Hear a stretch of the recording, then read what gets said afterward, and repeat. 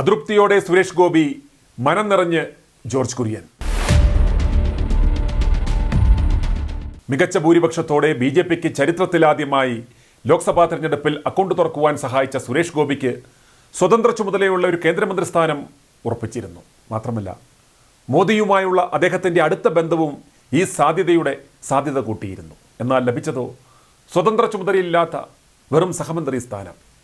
ഇതിലെ കാവർക്കി നടന്നവന്മാർക്ക് വരെ ഇതിനു മുമ്പ് സഹമന്ത്രി സ്ഥാനം നൽകിയിട്ടുണ്ട് എന്ന് നാം ഓർക്കണം. അതുകൊണ്ട് തന്നെ കേന്ദ്രമന്ത്രിസഭയിൽ തൻ്റെ നേട്ടത്തിനൊത്ത അർഹമായ പരിഗണന ലഭിക്കാതെ പോയതിൽ സുരേഷ് ഗോപിക്ക് കടുത്ത അതൃപ്തി ഉണ്ടെന്നാണ് സൂചന. മിന്നും ജയത്തിൽ അർഹമായ പരിഗണന കിട്ടിയില്ലെന്നാണ് സുരേഷ് ഗോപിയോട് അടുത്ത വൃത്തങ്ങളും പ്രതികരിച്ചത്. സുരേഷ് ഗോപി ഇട്ടുകൊടുത്ത കൊളുത്തിൽ കൊരുത്ത് കേന്ദ്ര നേതൃത്വം അതിനൊരു മറുപടിയും കൊടുത്തു. അഭിനയിക്കുവാനുള്ള സൗകര്യം കണക്കിലെടുത്താണത്രേ സുരേഷ് ഗോപിക്ക് സഹമന്ത്രി സ്ഥാനം നൽകിയത്. അതോടെ പിരിവെട്ടിപ്പോയത് Suresh ഗോപിക്കാണ്.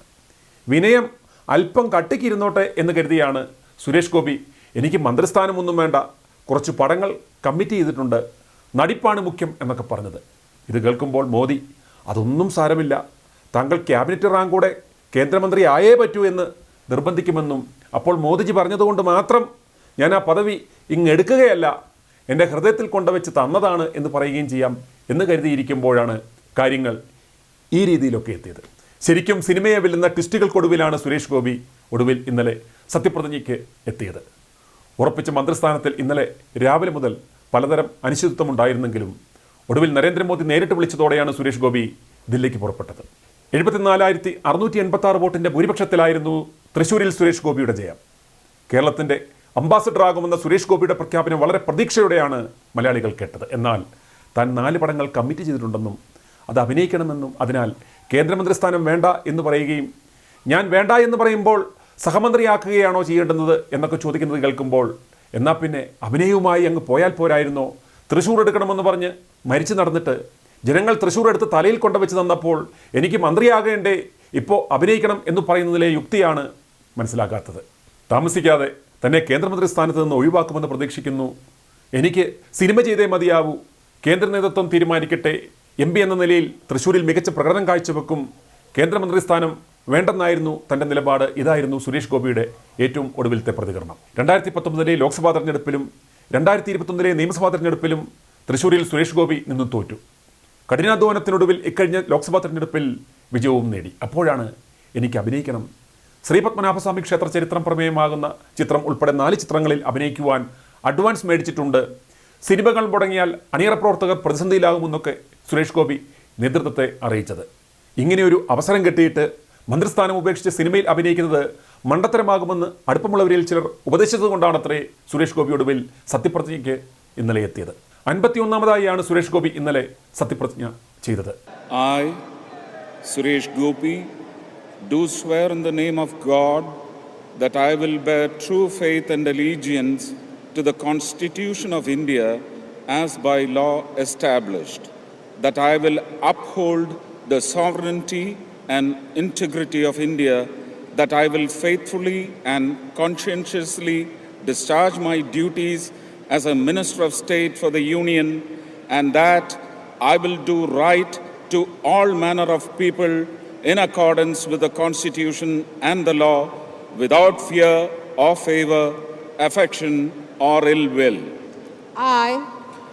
I, Suresh Gopi, do swear in the name of God that I will not directly or indirectly communicate or reveal to any person or persons any matter which shall be brought under my consideration or shall become known to me as a Minister of State for the Union, except as may be required for the due discharge of my duties as such Minister of State.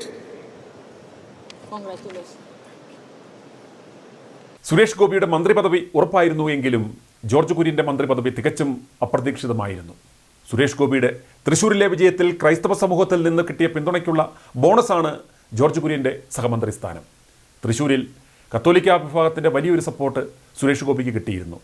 അതുകൊണ്ട് തന്നെയാണ് ഒരു കത്തോലിക്ക സഭാംഗമായ George Kurian ഈ പദവി നൽകിയത്. ഈ നടപടി വരും ദിവസങ്ങളിൽ ക്രൈസ്തവ സഭകളെ BJPയിലേക്ക് കൂടുതൽ അടുപ്പിക്കുമെന്ന് അവർ കരുതുന്നു.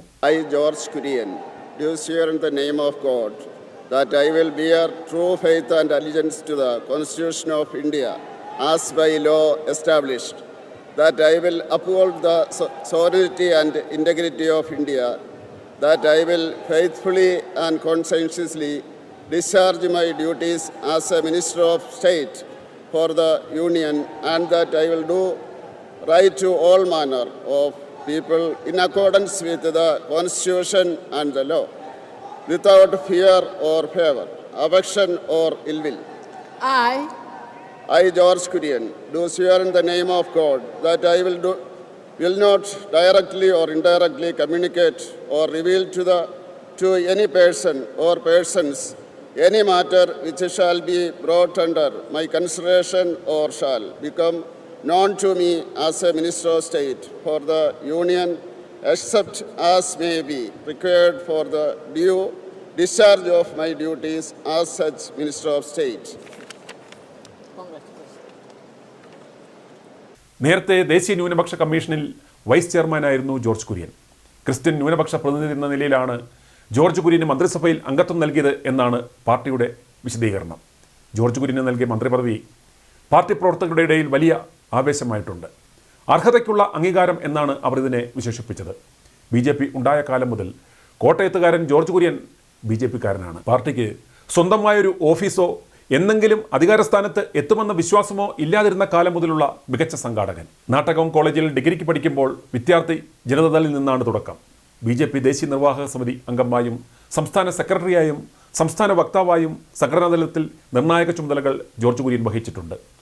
ന്യൂനപക്ഷ കമ്മീഷൻ വൈസ് ചെയർമാനായി ചുമതല ഏറ്റെടുത്ത ജോർജ് കുര്യൻ ക്രൈസ്തവ വിഭാഗത്തെ BJPയോട് അടുപ്പിക്കുവാൻ രാജ്യത്തുടനീളം സഞ്ചരിച്ച് ധാരാളം പ്രവർത്തനങ്ങൾ നടത്തിയിട്ടുണ്ട്.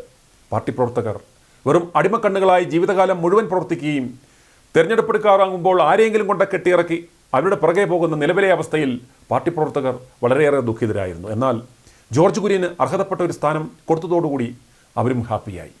മുൻ NDA സർക്കാരുകളുടെ കാലത്ത് V. മുരളീധരൻ, അൽഫോൻസ് കണ്ണന്താനം, O. രാജഗോപാൽ എന്നിവർ കേരളത്തിൽ നിന്ന് കേന്ദ്രമന്ത്രിമാരായിട്ടുണ്ട്. സഖ്യത്തിൻ്റെ ഭാഗമായി PC തോമസും മന്ത്രിയായിരുന്നു, തെരഞ്ഞെടുപ്പിൽ മത്സരിച്ച് വിജയിക്കാതെ. എന്നാൽ 3 വർഷം ഒരേ മണ്ഡലത്തിൽ കിടന്ന് കഷ്ടപ്പെട്ട് 70,000-ൽ പരം വോട്ടിൻ്റെ ഭൂരിപക്ഷത്തിൽ മിന്നും വിജയം നേടി കേരളത്തിൽ BJPക്ക് അക്കൗണ്ട് തുറന്ന തനിക്ക് ഗ്രാൻഡ് കൊടുത്ത് മന്ത്രിയായവരുടെ അതേ പരിഗണന നൽകിയതിലാണ് സുരേഷ് ഗോപിക്ക് അമർഷം. അതേസമയം സുരേഷ് ഗോപി സാംസ്കാരിക മന്ത്രാലയത്തിലേക്കെന്ന് സൂചന. ജോർജ് കുര്യന് വിദേശകാര്യമോ ന്യൂനപക്ഷ ക്ഷേമ സഹമന്ത്രി സ്ഥാനമോ കിട്ടിയേക്കും. i2i News, an eye for truth. i2i News subscribe ചെയ്തിട്ടില്ലാത്തവർ ഇപ്പോൾ തന്നെ സബ്സ്ക്രൈബ് ചെയ്യുക. നോട്ടിഫിക്കേഷൻ ലഭിക്കുവാൻ ബെൽ ബട്ടണും അമർത്തുക.